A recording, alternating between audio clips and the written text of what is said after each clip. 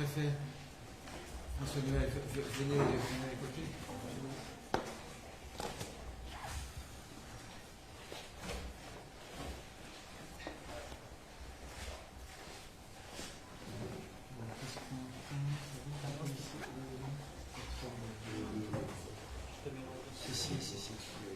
Voilà, le contrôleur général pour les sapeurs-pompiers, le général pour les policiers et pour les gendarmes, pardon, et policiers.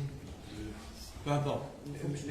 Merci. Je suis désolé de vous avoir fait à tout temps, puisque nous avions une cellule interministérielle de crise avec le président de la République. Et à partir de demain, on va organiser des venues, des allers-retours sur Mayotte pour des délégations de presse qui le souhaiteraient, en vous indiquant qu'il faut privilégier les allers et retours dans la journée, parce que les conditions d'hébergement sont telles que ça créerait plus de problèmes. Donc j'attire vraiment votre attention sur ce fait-là pour ne pas tendre les choses, et notamment pour ne pas faire reposer sur les équipes qui sont en place déjà, qui ont tellement de choses à faire, une charge supplémentaire. Merci vraiment de le comprendre, parce que nous sommes allés donc ce matin avec Thaïs Fali, qui est resté, puisque c'est l'homme local de l'État, hein, il est secrétaire d'État à la francophonie, et François-Noël Buffet, qui est à ma droite, qui est ministre en charge de l'Outre-mer. Nous sommes rendus donc dans la journée pour constater les dégâts. Très rapidement, donc, on a fait une reconnaissance aérienne, ce qui nous a permis effectivement de voir les dégâts. Ensuite, nous avons fait avec le préfet de Mayotte une réunion de crise où l'ensemble des services étaient représentés, ce qui nous a permis d'avoir un point de situation très très précis et très exact. Ensuite, nous sommes allés vraiment au cœur du désastre. On a rencontré les sapeurs-pompiers, les policiers, les gendarmes qui sécurisent, qui portent secours à la population. Nous avons eu aussi à la mairie de Mamoudzou une réunion importante avec de nombreux maires et aussi le président du conseil départemental. Et puis, bien entendu, moi j'ai souhaité que nous allions à l'hôpital pour qu'on puisse se rendre compte des flux de l'accueil de l'hôpital et de voir comment est-ce que l'hôpital revenait progressivement en charge en activité. Ce que je veux vous dire, je passerai tout à l'heure ensuite la parole à François-Noël Buffet, c'est que le conseil est très clair. L'île est totalement dévastée, vraiment dévastée. L'habitat, qui est un habitat précaire, les bangas, pour ceux qui ne connaissent pas, les bidonvilles, il n'y a plus rien, très clair. Et pour ce qui concerne l'habitat moins précaire, en dur, il a beaucoup souffert. Donc l'île est dévastée, avec ce contraste d'une désolation et où on a vu, y compris en survolant, peu de présence. Je pense qu'il y a une sidération aussi. Ne me demandez pas de bilan. Une mission a été ce soir d'ailleurs décidée en cellule interministérielle de crise pour que, notamment vis-à-vis des réseaux traditionnels, du CADI, etc., on puisse, au niveau aussi des autorités locales, commencer à faire un recensement dès lors que les routes auront été dégagées, qu'elles auront été ouvertes. Mais je serais bien incapable de me projeter pour vous donner de quelconques chiffres pour l'instant. En tout cas, il est clair que l'île est totalement dévastée. Pour ce qui concerne ensuite l'action de l'État, nous avons tenu à nous y rendre, 3 ministres du gouvernement. D'abord pour montrer à la population notre compassion, et en cet instant, nous avons une pensée pour toutes les familles qui sont très très durement touchées, mais aussi pour montrer à tous les Mahorais que l'État se tenait à leur côté avec une main secourable. Je pense que ça c'est important. Notre attention s'est portée d'abord, principalement et avant tout sur les infrastructures qui sont absolument essentielles si on veut apporter la nourriture, de l'eau, etc., les médicaments et autre chose.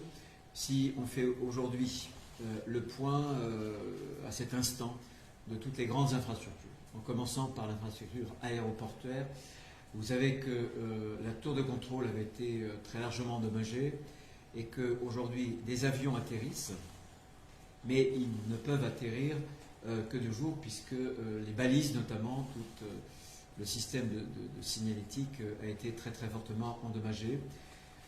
La DGAC nous signale que dans les prochains jours, il serait vraisemblablement possible de réouvrir un trafic nocturne l'aéroport. Ce qui sera important parce que ça nous permettra de multiplier en un pont aérien. Ce pont aérien, il n'est valable que de jour. Dès lors que les avions pourront atterrir ou décoller la nuit, on augmentera considérablement ses capacités. Et c'est un des moyens, puisqu'on dispose de 13 aéronefs, parfois très lourds comme l'Antonov, mais aussi la 400M militaire que vous avez pu voir qui est stationnée sur le tarmac ici, 2 CASA de taille plus petite, 2 Dash de la sécurité civile, mais aussi les 3 compagnies privées sont prêtes à reprendre un trafic, non pas à titre commercial, mais évidemment pour transporter soit du fret, soit aussi des passagers. Et ça, c'est important pour notre réactivité. Donc, le terminal aéroportuaire. Terminaux portuaires, désormais. Le port de Longoni a souffert, mais le terminal est parfaitement apte à recevoir des navires importants.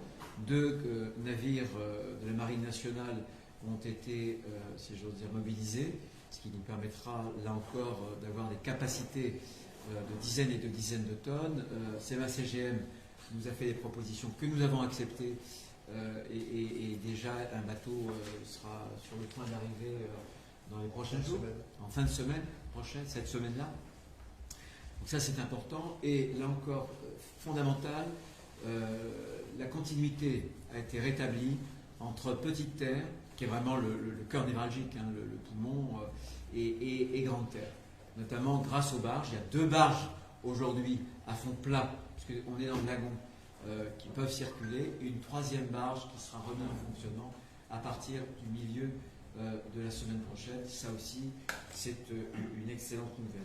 En parlant des infrastructures essentielles, un mot d'hôpital qui a été touché, hein, puisque un certain nombre, enfin notamment la toiture était très très endommagée. Dès qu'il pleut dans certains services, mais il reprend progressivement ses activités, notamment des services qui avaient dû être temporairement arrêtés. Je pense à la réanimation, entre 40-45% d'activité qui reprend progressivement. Il n'est pas débordé, il sera renforcé ce jeudi-là par un hôpital de campagne, par aussi d'autres modules qui sont des modules plus simples, plus réactifs là encore.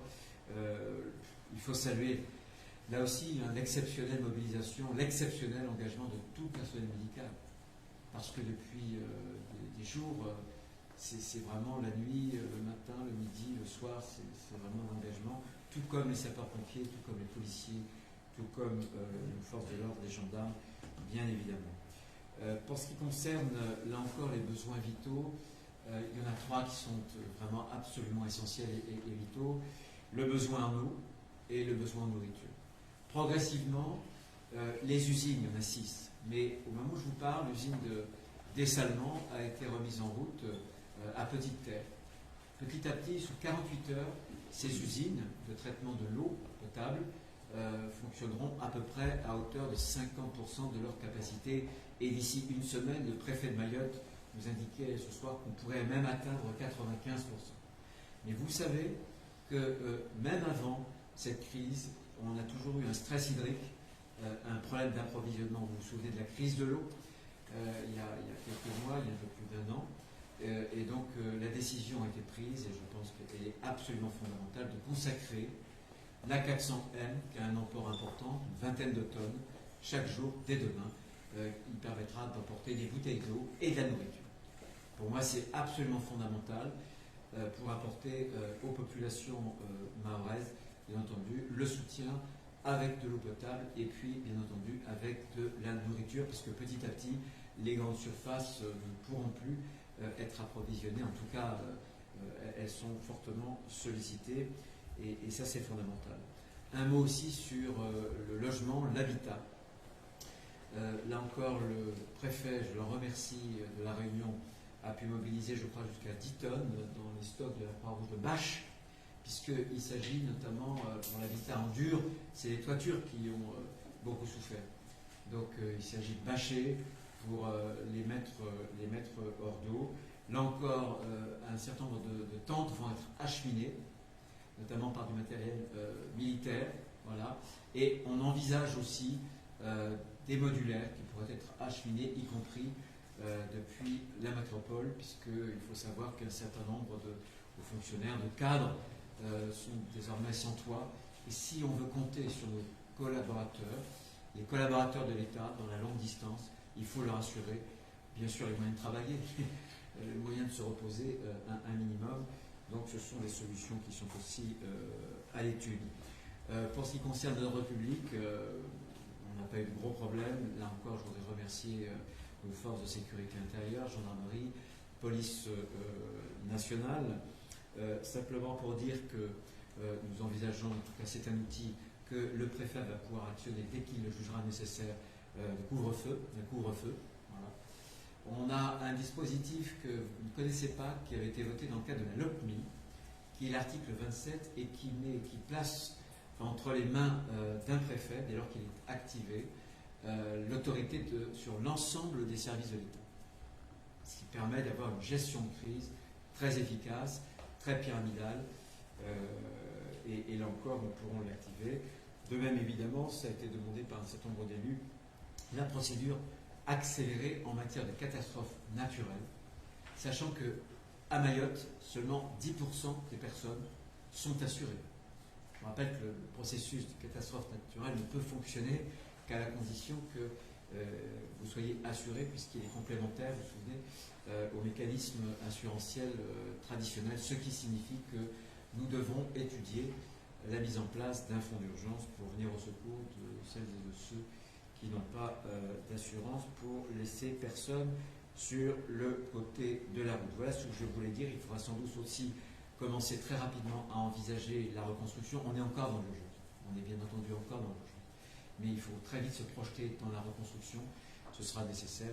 Je vais peut-être passer maintenant la parole à François-Noël Buffet. Les uns et les autres pourront donner un certain nombre de chiffres sur les forces de sécurité intérieure qu'on va projeter, sapeurs-pompiers, sur un certain nombre de moyens dont j'ai parlé. Si vous avez des questions aussi, on y répondra. Peut-être Monsieur le ministre des Outre-mer. Merci. Quelques mots. Quelques mots simplement pour témoigner de l'état dans lequel se situe l'île de Mayotte et nos compatriotes mahorais. L'île est véritablement dévastée. Si certains d'entre vous se rendent demain à Mayotte, et je tiens à conforter ce qu'a dit le ministre de l'Intérieur, dans un délai très court et dans la journée, il n'y a pas de capacité d'hébergement, vous constaterez l'état dans lequel est notre île et dans lequel nos compatriotes mahorais doivent vivre aujourd'hui. Situation extrême, moyens extrêmes mobilisés, capacité à pouvoir créer les conditions d'une reprise des éléments vitaux que sont l'eau, bien évidemment, l'électricité, les accès portuaires, qu'ils soient maritimes ou aériens, mais c'est aussi la capacité de pouvoir créer des hébergements rapidement pour pouvoir accueillir l'ensemble des populations qui sont dans cette très grande difficulté. Les bâtiments construits en dur ont résisté, même si leurs toitures se sont souvent envolées. Il n'empêche que les dégâts occasionnés sont considérables. Ces conditions-là, l'ensemble des services sont mobilisés, bien sûr. Je ne reviens pas sur ce que vient de dire le ministre de l'Intérieur. Mais dans cette urgence qui va durer, en réalité, il faut avoir conscience que la situation est telle que les choses ne redeviendront pas normales au sens où nous l'entendons, nous, communément, dans un délai extrêmement court. Il faut donc d'ores et déjà se projeter aussi. C'est la raison pour laquelle, à l'occasion de la réunion que nous venons de tenir sur la présidence du président de la République, bien sûr, et du Premier ministre qui était présent, nous travaillons d'ores et déjà à la mise en place d'un dispositif pérenne, une mission de nature plutôt interministérielle, qui sera chargée, un peu comme les choses l'ont été au moment des événements d'Irma, de reconstruire Mayotte.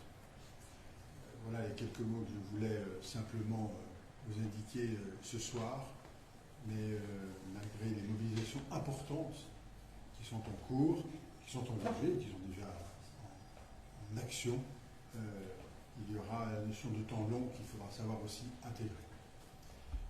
tous les cas, nous devons tous collectivement une solidarité totale avec nos compatriotes. Les vues d'hélicoptères ce matin ont démontré qu'aucun endroit de l'île de Mayotte n'avait été épargné. Aucun endroit. Et de partout, dans les collines, sur les plages, dans les villages, les dégâts sont bien présents.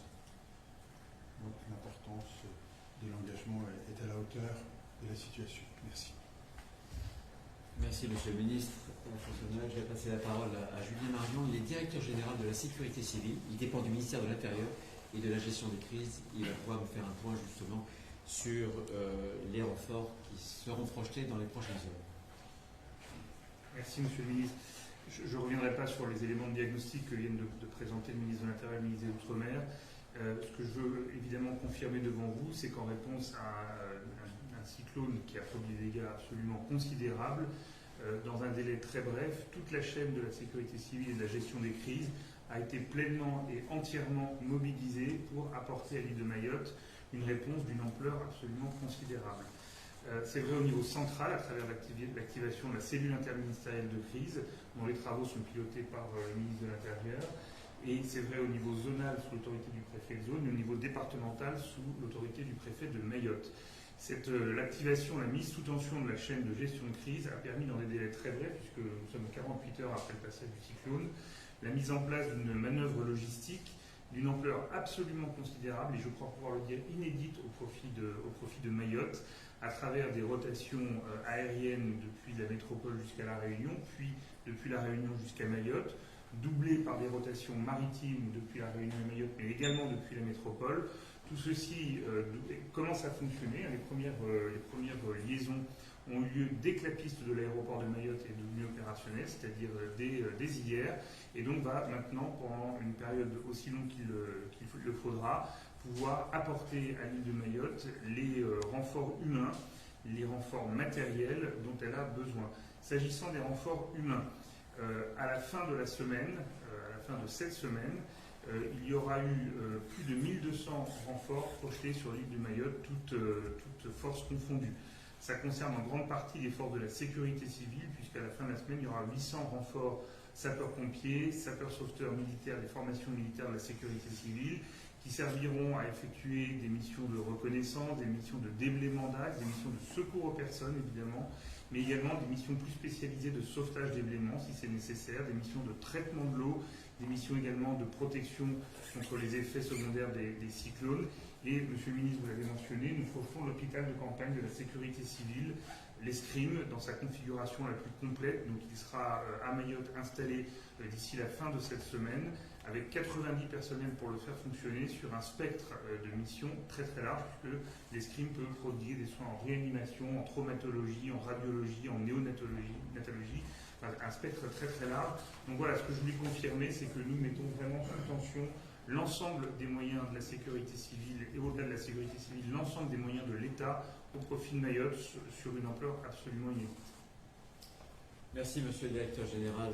Je vais passer la parole au préfet de zone, préfet de La Réunion, puisque vous avez compris que l'essentiel des rouages en termes de secours viennent bien sûr de la métropole, mais surtout tout se passe entre La Réunion et puis Mayotte. Monsieur le préfet. Merci, Monsieur le Ministre. Donc, nous mettons en place à La Réunion une espèce de hub aérien, un pont aérien d'une ampleur exceptionnelle. Nous avons commencé par projeter en avance de phase, avant le cyclone, 110 sapeurs-pompiers à Mayotte. Le cyclone est passé samedi. Hier, il y a eu 3 allers-retours de moyens avec des moyens tactiques de CASA de l'armée de l'air et le Dash du ministère de l'Intérieur.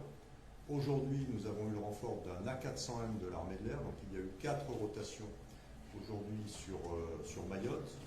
Demain, nous aurons 3 rotations supplémentaires avec des appareils de la gamme civile qui sont affrétés par le ministère de l'Intérieur. Donc demain, il y aura 7 rotations. Jeudi, nous aurons un appareil supplémentaire du ministère de l'Intérieur, un Dash supplémentaire, 8 rotations, plus ponctuellement une 4e rotation d'avions de la gamme commerciale. Nous aurons d'ici quelques jours un 2e A400M. Donc au total, il y aura jusqu'à ce que l'aéroport soit rétabli dans ses fonctions commerciales, il y aura chaque jour entre 7 et 10 vols au profit de Mayotte pour amener à Mayotte tout ce qui va nous arriver par les moyens nationaux. Ceci se double. Alors, compte tenu, il y a des renforts en gendarmes, en policiers, en sapeurs-pompiers, en personnel médical, en techniciens de télécommunications, de spécialistes de l'aéroport pour rétablir l'aéroport. Mais parallèlement, il y a le caractère vital de l'alimentation et de l'eau pour Mayotte. Donc en complément de ce que fait le préfet de zone, chaque jour, ce sont à minima 20 tonnes d'eau et de nourriture qui partiront pour Mayotte à partir de demain. Parallèlement, nous affrétons 2 navires. Nous allons charger un navire de la compagnie CMA-CGM qui partira mercredi probablement pour arriver ce week-end à Mayotte, qui sera chargé entre 100 et 150 conteneurs de nourriture et d'eau. Il y aura 30 conteneurs d'eau en provenance de la Réunion à bord de ce navire.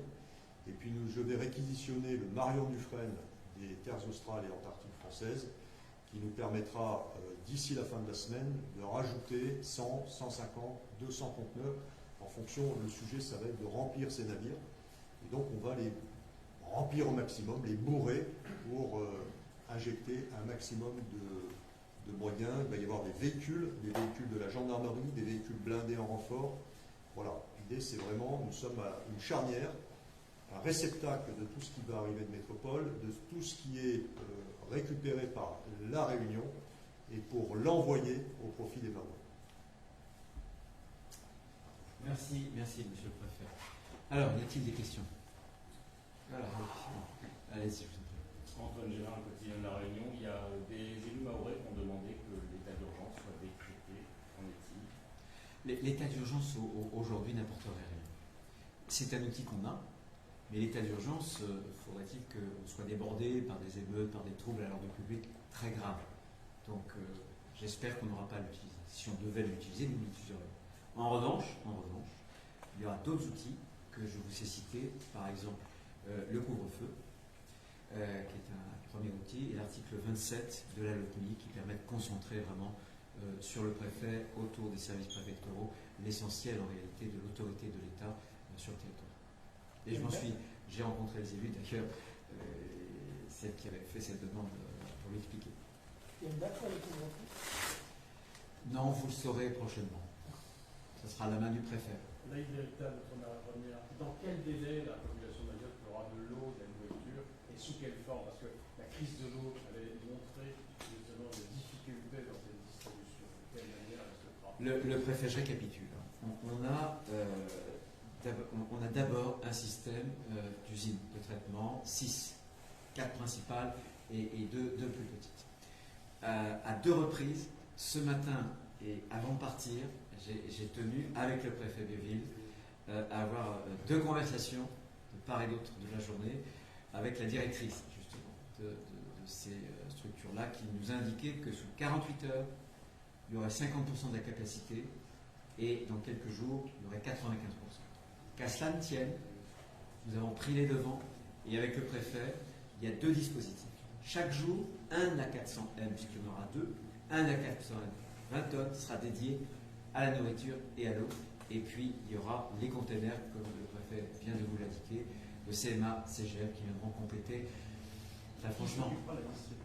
Alors, pardon, la distribution. Alors, vous avez totalement raison. Ce qui est important, c'est pas seulement d'apporter sur les terminaux portuaires ou aéroportuaires l'eau et la nourriture, c'est de les distribuer. Nous en avons parlé. Alors, ce qui est intéressant, c'est que, compte tenu de la précédente crise, tous ces canaux-là, on les connaît parfaitement. On va les réactiver. Pour la nourriture, il y a aussi les magasins, les grandes surfaces, mais il va y avoir, là encore, le fameux couple préfet-maire qui va jouer, puisqu'il n'est pas question d'emmener les bouteilles jusque chez l'habitant, mais d'avoir en fait des points de dégroupage qui seront chaque commune. Donc le système, il y aura des terminaux aéroportuaires, portuaires, jusqu'aux communes ou jusqu'au commerce, notamment pour l'alimentation.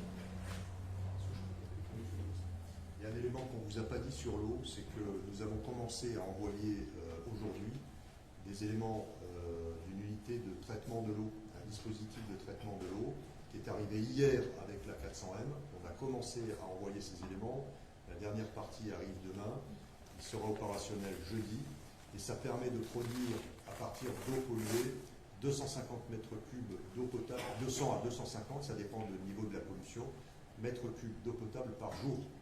Donc à partir de jeudi, en principe, il y aura cette capacité de production en complément des conteneurs d'eau et des usines de dessalement.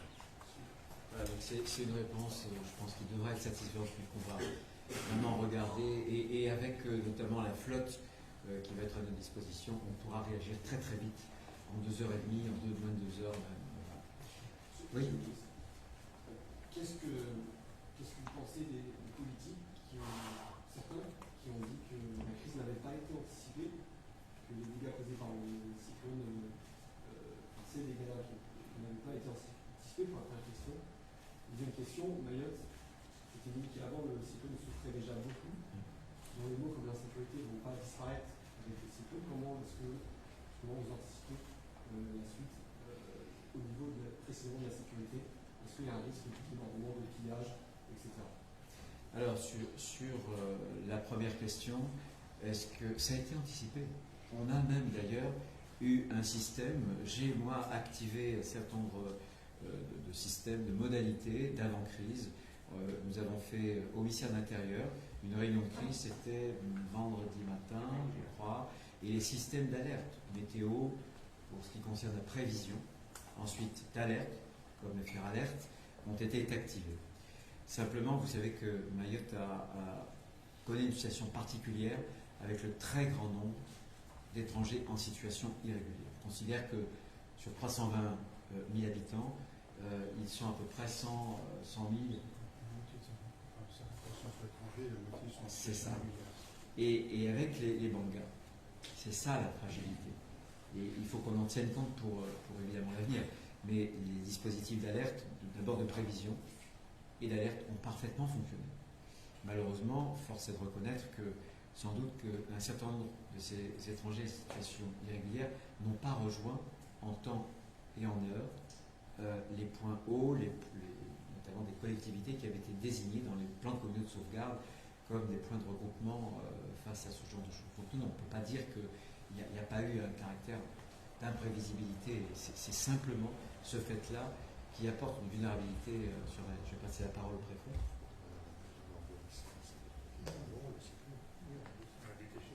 Oui, d'ailleurs, une preuve que, je pense qu'il y a plein de choses.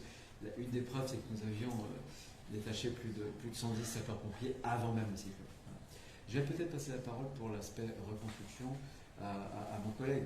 Pour ce qui concerne la sécurité, on a projeté des forces qui sont considérables, une partie du RAID, bien sûr, pour ce qui concerne la police nationale. On a considérablement renforcé.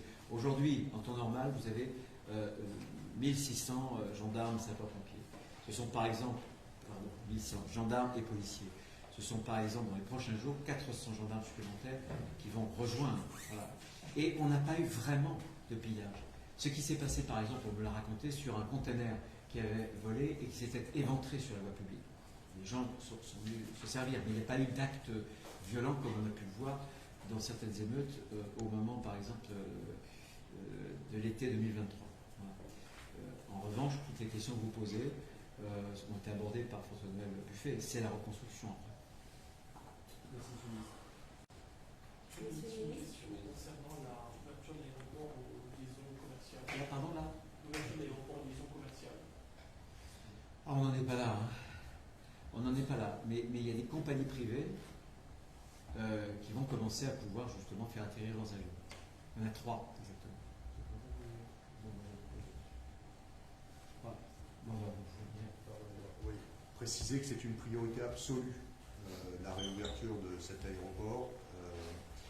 Les compagnies privées qui vont atterrir sont mandatées par l'État. Il n'y a pas une commercialisation des billets. Hein. Ce sont des vols d'État effectués par des compagnies privées au profit de missions de sécurité.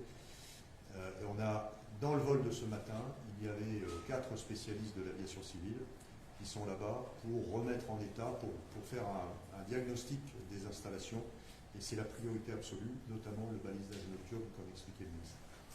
Et les 3 compagnies privées qui, pour l'instant, embarquent du personnel de secours ou du fret, c'est Air Austral avec un Airbus 220, c'est EOR avec un ATR et Amelia qui a plusieurs, notamment 2 Embraer et un Learjet. Monsieur le ministre, on sait que la situation sur place est très complexe, les secours sont encore en train de travailler. Avez-vous un dernier bilan humain actualisé? Et ma deuxième question, y a-t-il encore des zones où les secours n'ont pas pu accéder? Bien sûr, parce que au moment où je vous parle, les grands axes ont enfin pu être dégagés.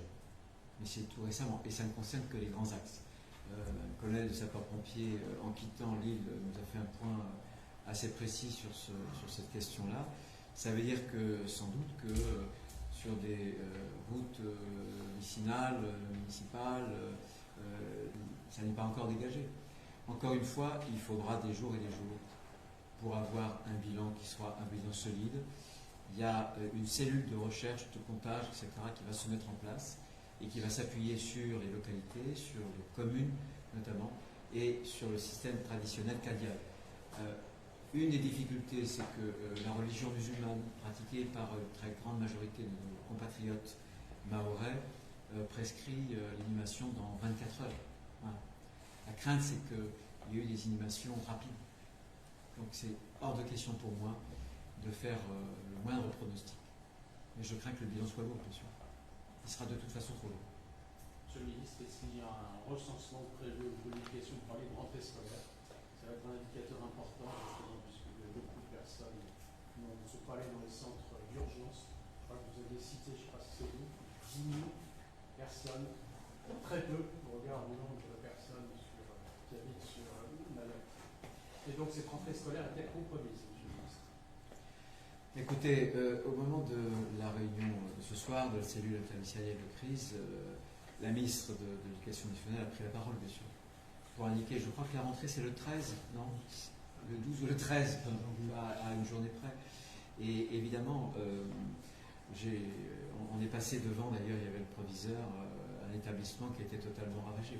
On ne peut pas actuellement, sans mettre en cause, sans mettre en danger les élèves, là encore, réutiliser ce bâtiment. Donc vous avez des bâtiments qui sont devenus inutilisables, des bâtiments qui accueillent des personnes qui ont vu leur maison, leur habitat totalement ravagé.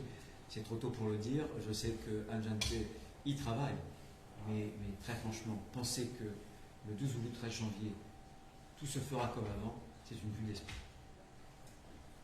Monsieur le ministre, votre ville, la zone a aussi été sinistrée. Vous ne craignez pas un afflux massif de réfugiés par rapport à... On a pris un certain nombre de dispositions, notamment puisque les radars ont été endommagés.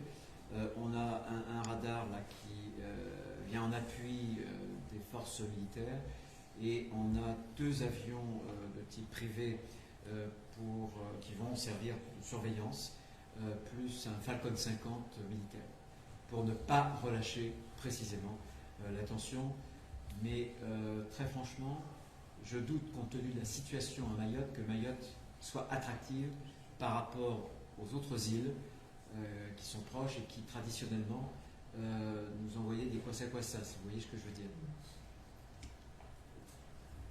Monsieur le ministre, est-ce que la fonds d'urgence a été débloqué? Alors j'en ai parlé, quand j'ai parlé tout à l'heure du mécanisme de catastrophe naturelle, on a enclenché une procédure rapide et je vous indiquais que ce que j'ai découvert très franchement, je n'aurais jamais pensé que seulement 10% de la population mahoraise était sous couvert d'assurance. Donc ça signifie, bien sûr, je réponds positivement à la question, pour l'instant il n'est pas défini, mais il a été décidé ce soir de créer un fonds d'urgence. Une dernière question, s'il vous plaît. Monsieur le ministre, est-ce que Mayotte va cesser d'être le département le plus pauvre de France et quels moyens financiers vous allez mettre en place? On n'en est pas là, madame. Mayotte pense ses plaies. On est dans une période d'urgence. Mais très franchement, avec mon collègue François-Noël Buffet, le temps de la reconstruction viendra. Et sans attendre d'ailleurs, on en a parlé ce soir en conseil en cellule interministérielle, c'était une décision pour éviter un certain nombre d'erreurs du passé, pour faire en sorte que l'habitat soit plus résistant, parce qu'on rentre dans une époque où le réchauffement climatique, dérèglement climatique, suscitera des événements climatiques plus fréquents, plus violents. Donc il faudra évidemment adapter l'habitat, éviter des erreurs.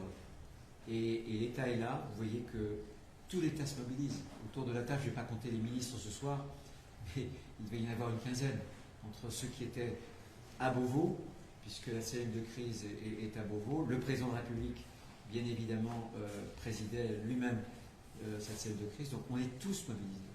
Et viendra le moment où il faudra relever, reconstruire Mayotte. Et l'État sera là, bien sûr. Bien sûr. Peut-être, madame, pour compléter sur votre question, avant que cet événement arrive, nous étions au travail sur l'ensemble de nos territoires ultramarins pour redéfinir les conditions de leur développement, singulièrement les conditions de leur développement économique, de création de richesses et donc de perspectives d'avenir. Malheureusement, la situation fait que pour Mayotte, nous sommes partis dans un autre projet, qui est celui d'abord de reconstruire.